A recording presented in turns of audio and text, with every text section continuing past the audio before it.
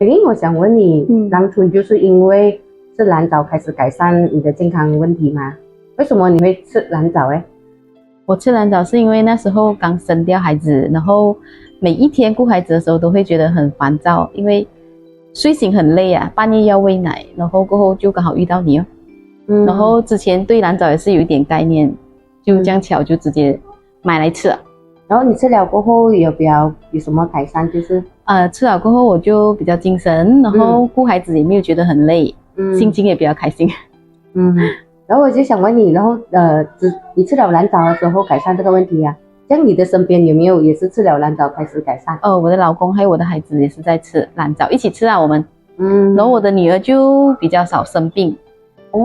之前是读书的时候时常回来就会伤风咳嗽，现在她吃了差不多1个多月，差不多2个月了，就几乎是没有生病。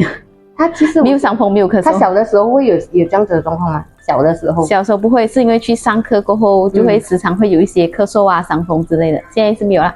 很好很好。然后我老公的话也是因为做工长期对住电脑，所以他人也比较精神。他也是自己会吃，不用我教。他也是明白，因为蓝藻的营养的成分在里面。然后我就想问你，因为你老公他像平均一天吃多少粒？他早上睡醒会吃10粒，晚上吃10粒哦。中午的话他会忘记啊，所以就有记得就吃，没有记得就没吃。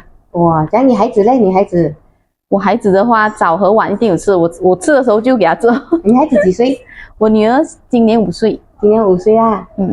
OK。然后这样很好，妈咪你要记得吃哦，不然他呢就没这样吃了咯。对呀，我一定会记得为了他的健康。OK 了，谢谢。